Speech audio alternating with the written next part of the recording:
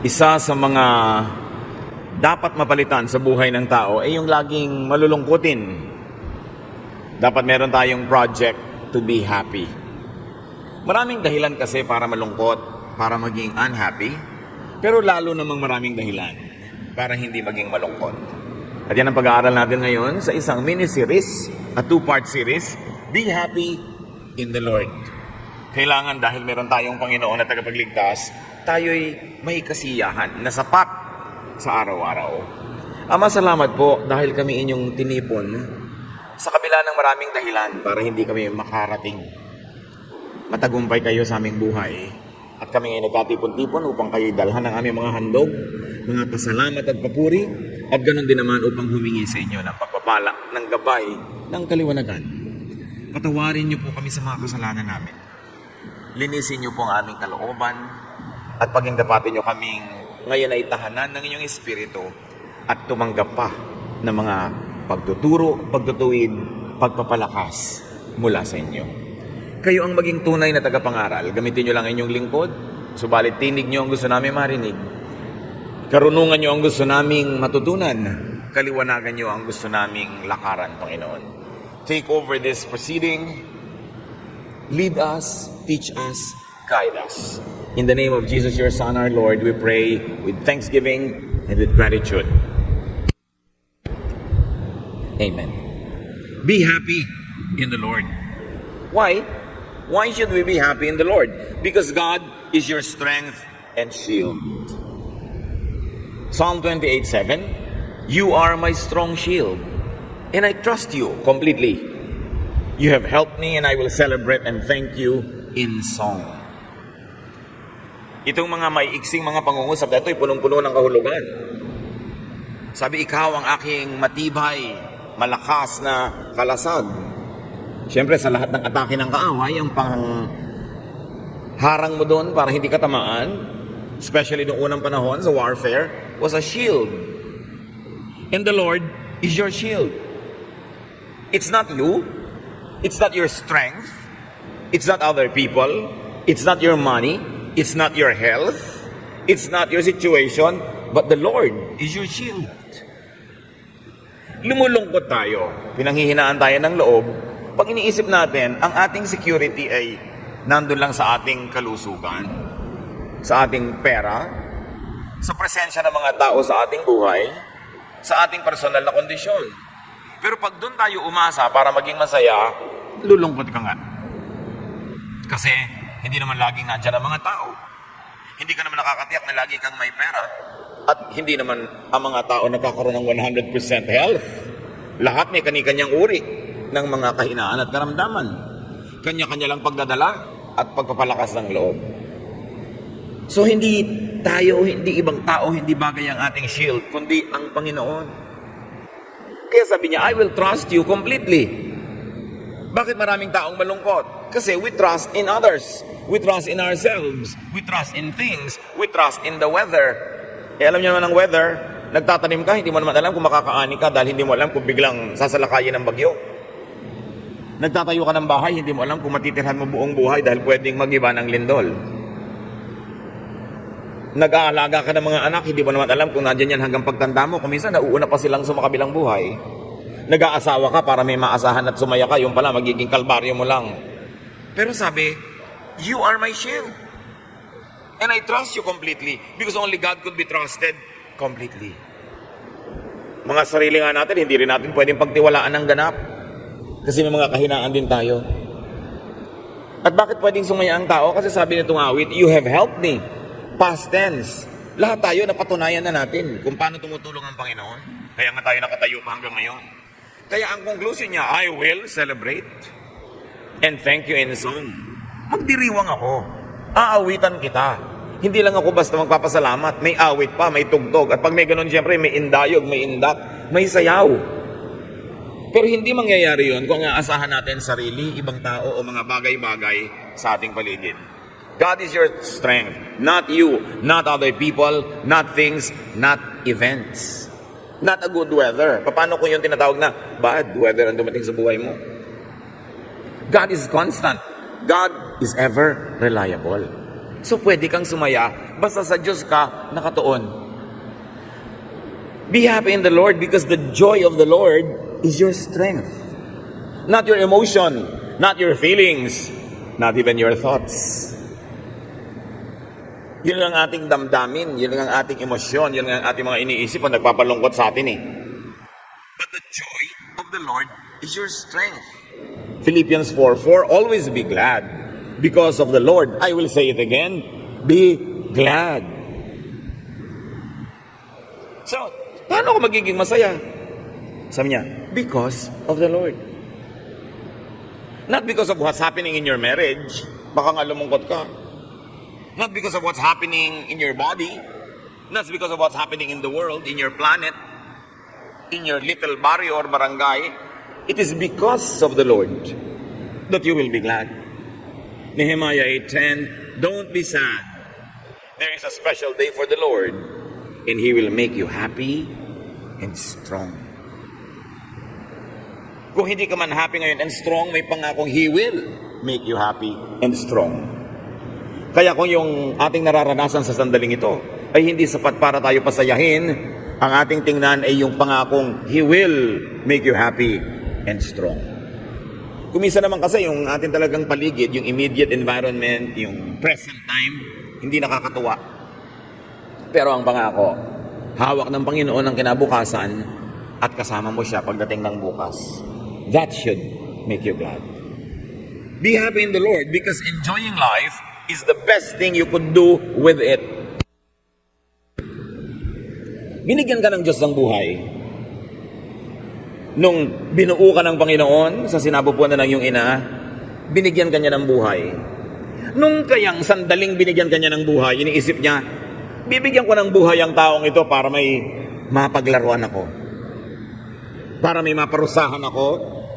Para meron ako mapalungkot. Hindi. Ang kalooban ng Panginoon ay para tayo sumaya. Para lasapin natin ang lahat ng kagandahan na inilagay niya dito sa daigdig. So, ang dapat mong atupagin, kapatid, is to enjoy life. Not problematize life. Not solve all of life's mysteries and problems. You cannot. Ecclesiastes 3:12, I know the best thing we can do is to always enjoy life.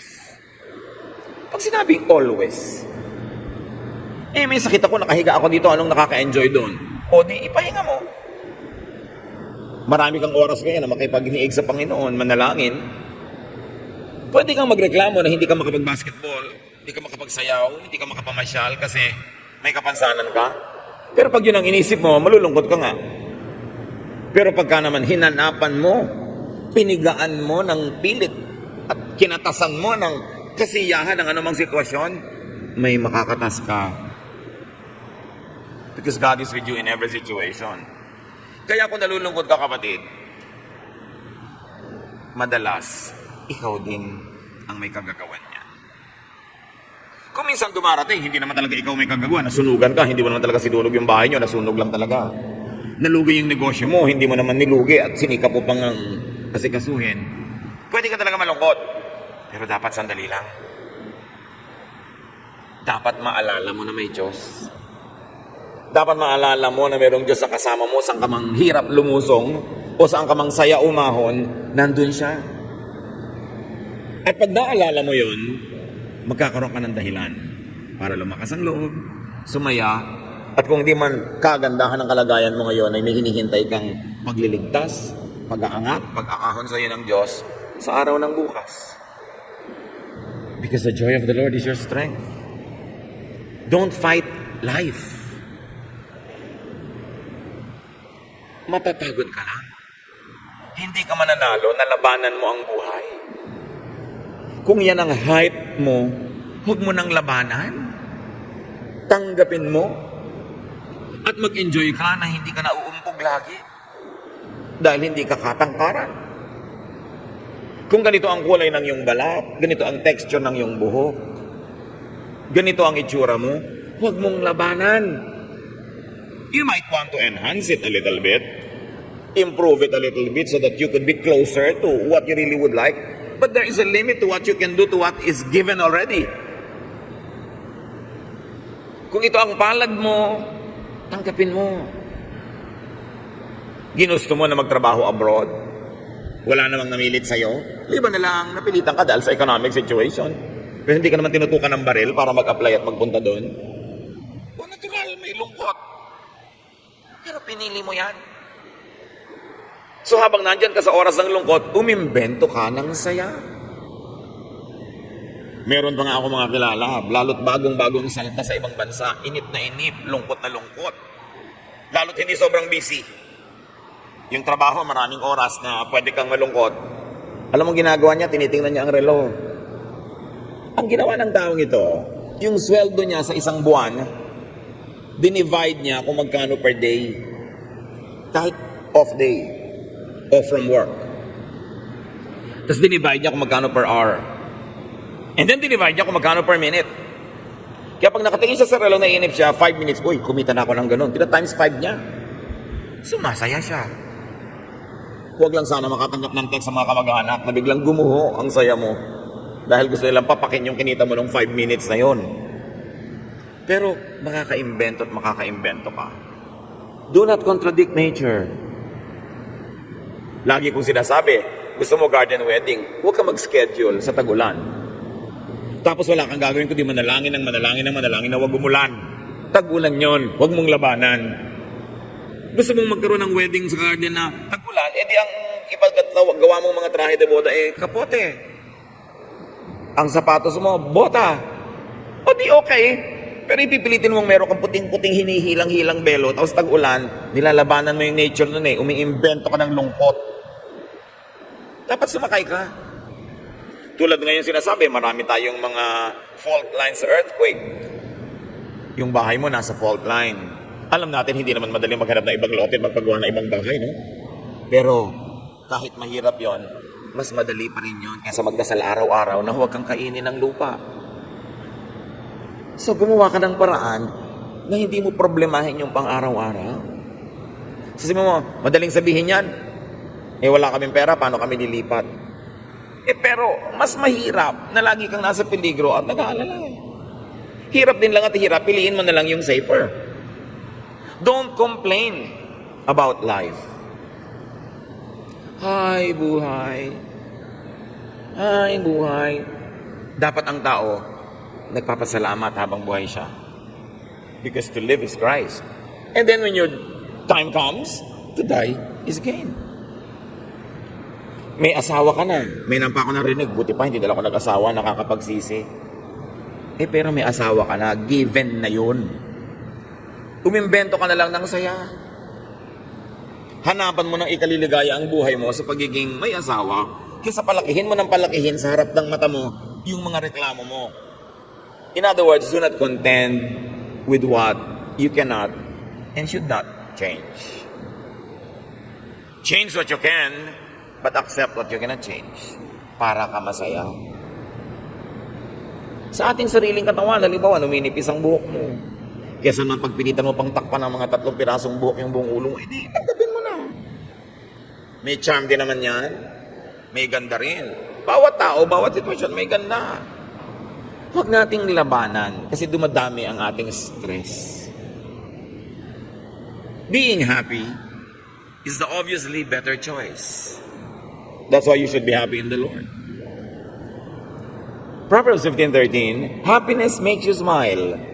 Sorrow can crush you. Proverbs 17:22, if you are cheerful, you feel good. If you are sad, you hurt all over. And here, the word cheerful enters the picture. Hindi sinabing if you are happy, you feel good. Sabi, if you are cheerful. And cheerful is not necessarily happiness. It's just the way you carry your emotion. Pagaanin mo, imbes mabigatin. Be cheerful. And when you are cheerful, you smile, may nagaganap na himala. Kung sa labas ay ngingiti ka, at sisikapin mong totohanin, dibdibin, gawing totoo yung ngiti, pumapasok sa kalooban mo yung ngiti, at nababago pati ang mood mo. Pero subukan mong manimangot. Kahit hindi naman ganun kasamaan yung sitwasyon, pag ginalit mo na yung sarili mo, lalo't naggalit-galitan ka na dyan, magagalit ka na nga at lalalayan ng lalala. Choose happiness. Choose cheerfulness. Hindi mo na mapapalitan yun eh. Hirap na hirap kang paliguan ng anak mo, binihisan mo, pagkatapos, ang likot-likot niya, nakatabig niya yung kung anong liquid, nabuhusan na naman siya, papalitan mo na naman ng damit. How can you be cheerful? Pag inisip mo, ay salamat ang anak ko hindi paralyzed. Eh kasi kung paralyzed siya, wala siyang matatabig. Pero salamat, hindi siya paralyzed. At salamat, meron kaming gatas na natatabig. At salamat, may damit pang pampalit. At nakita mo sa relo, late na kayo, salamat, may relo kami. Hindi ka naman mauubusan ng ipagpapasalamat kung gugustuhin mo eh. Pero hindi ka rin mauubusan ng irereklamo kung gugustuhin mo rin.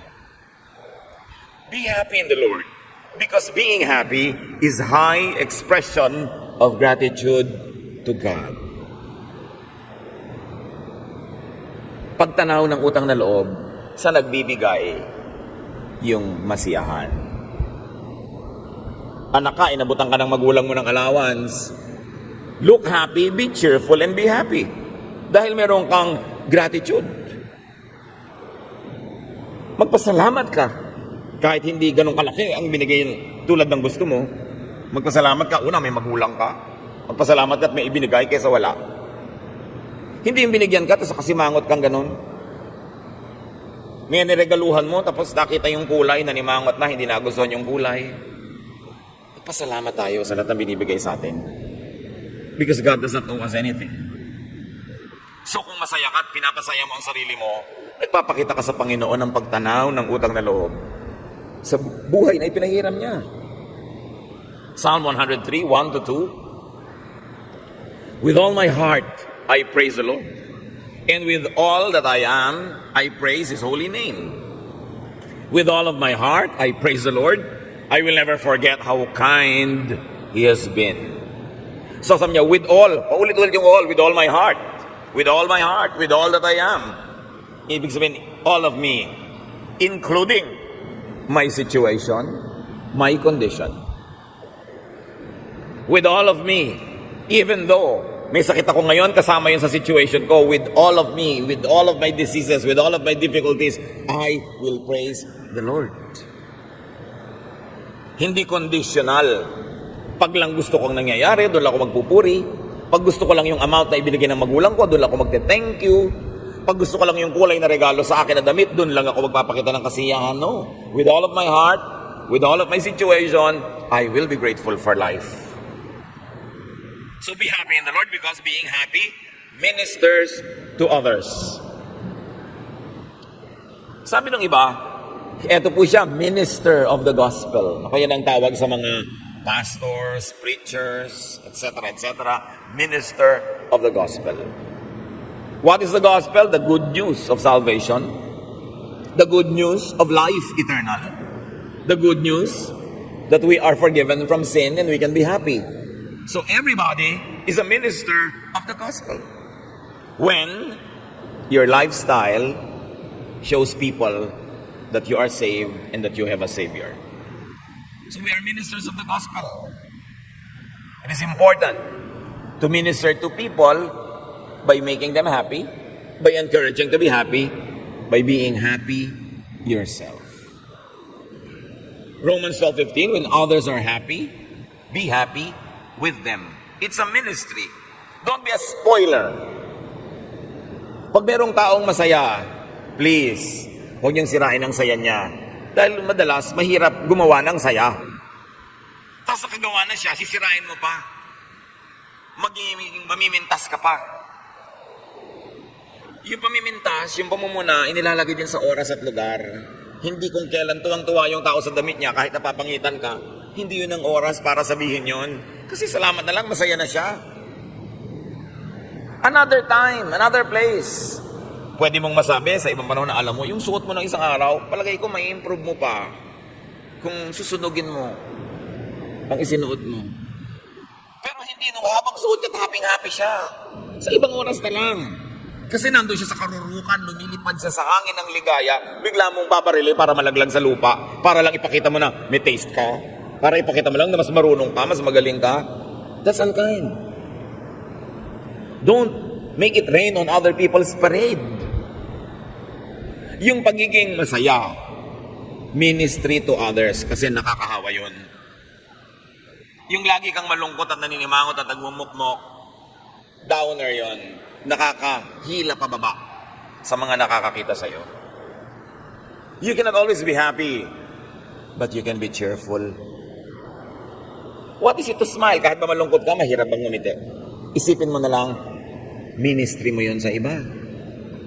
It is selfish to always be sad. Alam niyo yung mga taong laging malungkot, laging nagmumukmok, lagi mong aamu-amuin, lagi mong titingnan-tingnan, isasama mo sa okasyon, laging, kain ka na, ayaw asikasuhin ang sarili, ayaw kumibo, halika dito, lagi mong isinasali sa conversation, ayaw magsalita, lagi mong tatanungin para kumibo. Alam niyo ba na selfishness yan?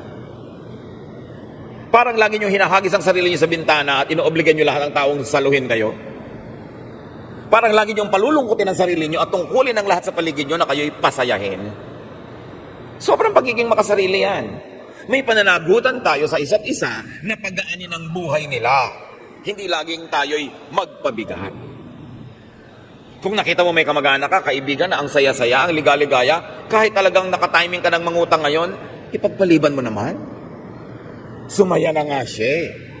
Alam niyo yung nagmamaneho kayo paakyat ng burol, ang tarik-tarik, ang hirap-hirap bumuelo, hindi mo haharangan yung sasakyan sa oras na yon para tumigil. Dahil baka umatras, baka hindi na makaahon. Hayaan yung makarating doon sa dulo at saka na kayo magbigay ng mga abala.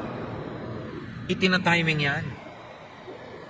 Kuminsan may asawa ka, lagi nalang malulungkutin. Alam nyo, napakalaki naman pabigat sa asawa nyo yun na araw-araw sinusuyo kayo. Araw-araw pasasayahin ka. Araw-araw yung mga reklamo mo pakikinggan, napakalaking pabigat sa kapwa, yung maging malungkot. Kaya bilang tulong na lang natin sa ating kapwa, kahit hindi tayo ganoon talaga kasaya, we can at least be cheerful. Minsan kasi ang saya-saya mo, makikita mo bigla yung nanay mo, naku talagang nakaganyan. Kulang na lang pala ang allowance, dagdagan mo na lang para hindi laging malungkot. Kuminsan nga, naglulungkot-lungkotan na lang para lumaki-laki naman ang abot mo. So, ganun din yun. Kawawa naman yung nagbibigay sa inyo. Kung ang nakikita sa mukha nyo, parang kulang. Minister to people. Hindi lang nabubuhay ang buong planeta para ka pasayahin. May tungkulin ka rin magpasaya ng iba. Be happy in the Lord because being happy is God's will for you. Not being sad. Ecclesiastes 9, 7 to 10. Be happy and enjoy eating and drinking. God decided long ago that this is what you should do. Dress up, comb your hair, and look your best. Life is short and you love your wife, so enjoy being with her. This is what you're supposed to do as you struggle through life on this earth. Work hard at whatever you do.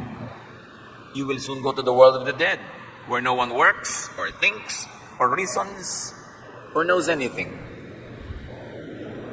Ang sabi ni Solomon, habang nabubuhay ka, lasapin mo ang lahat ng pwedeng lasapin. So you are happy with your wife? Be with her. Isa rin yun siyempreng symbolism. Kung sino ba yung masaya ka na kasama mo, dalasan mong kasama siya. Liban na lang asawa siya ng iba. O may asawa ka ng iba. Pero kung ano yung magbibigay sa inang saya, yun ang paulit-ulitin mong gawin. Of course, it follows na iwasan mo yung mga taong laging malungkot. Kasi palulungkotin ka nila. Iwasan mo yung mga pintasera.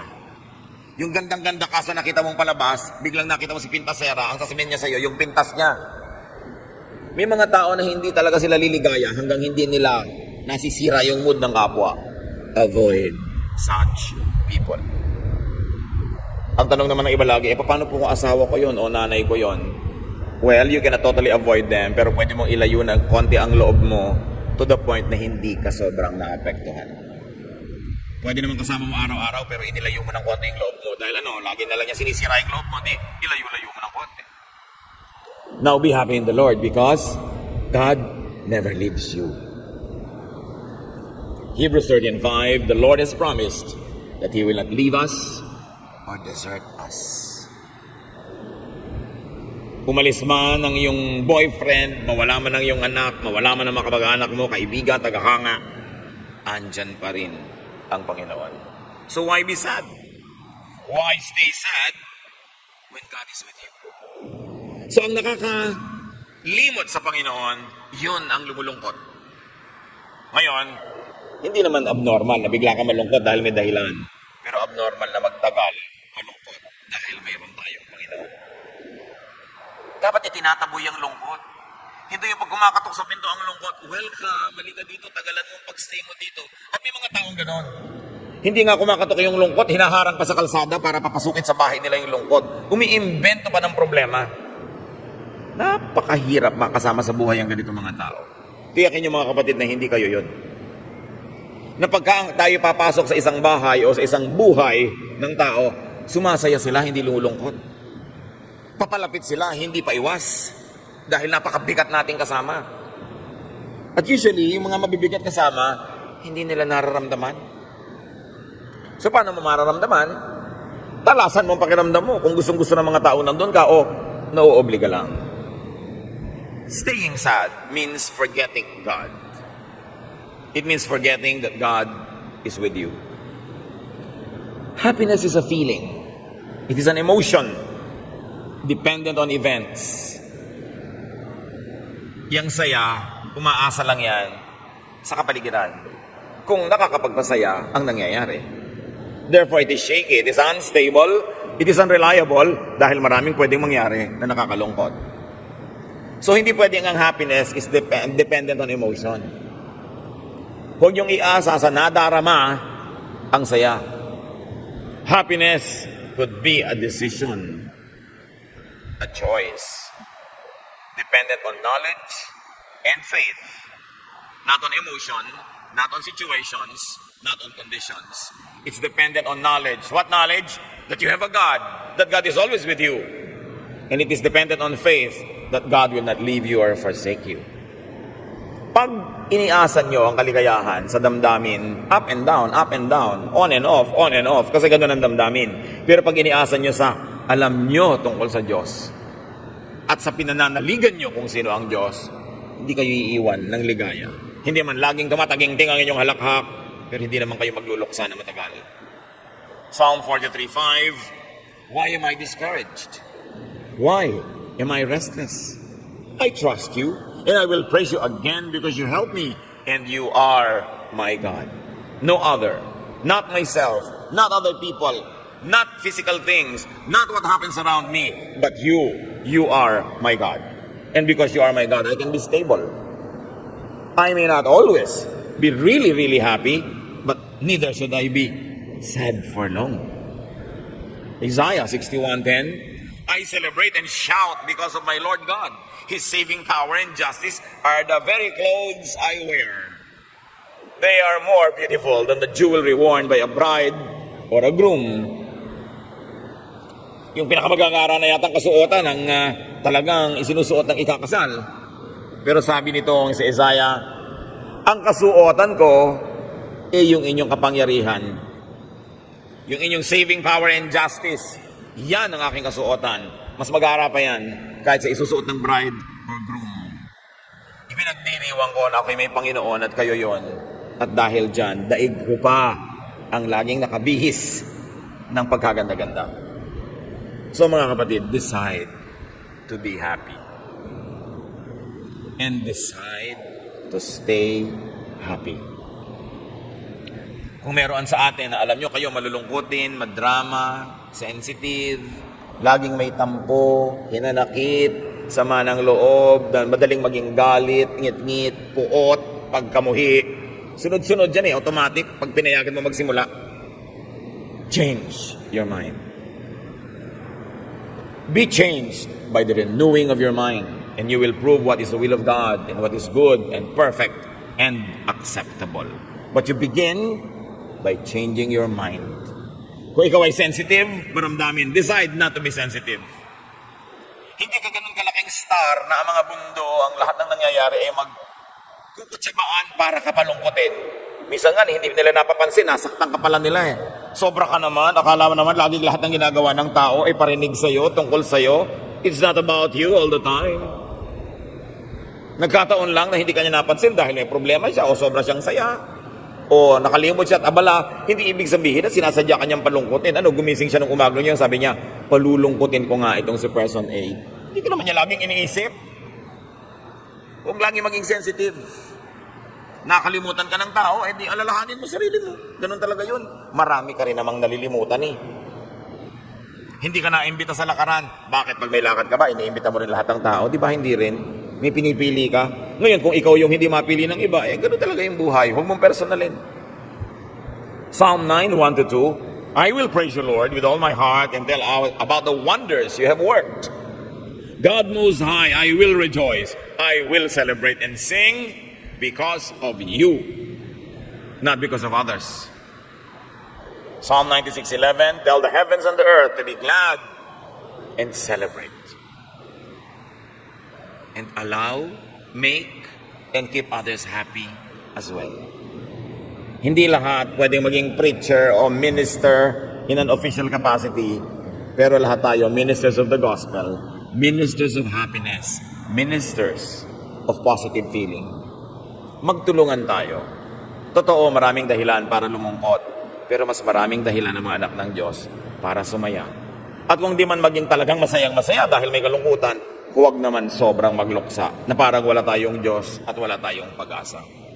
Sa mga mahilig magreklamo, mamintas, manira ng loob ng kapwa, let us change. Gawin naman natin yung presence natin regalo at hindi parusa sa kapwa. Gawin natin na yung mga salita na nagmumula sa ating bibigay blessing at hindi sumpa. Marami nang mabibigat na dala ang ating mga kapatid at mga kaibigan. Huwag na tayong dumagan pa. Hindi naman kailangan gawin. Ama namin sa langit, nawa pagkalooban nyo kami ng kaliwanagan para lalo naming makitang sa iksi ng buhay na ito sa lupa.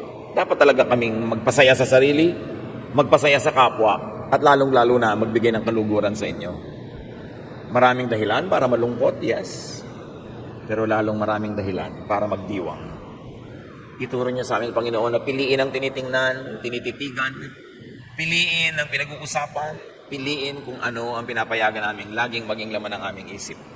And may we always be positive, cheerful, and whenever possible, really happy.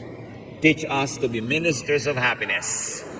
Pag-isip-isipan natin mga kapatid sa ilang saglit ng katahimikan, pasayahin pa natin mga sarili natin at ang ating kapwa. Lord, as we remain silent before you, give us practical ideas how to turn this ministry of happiness into daily reality.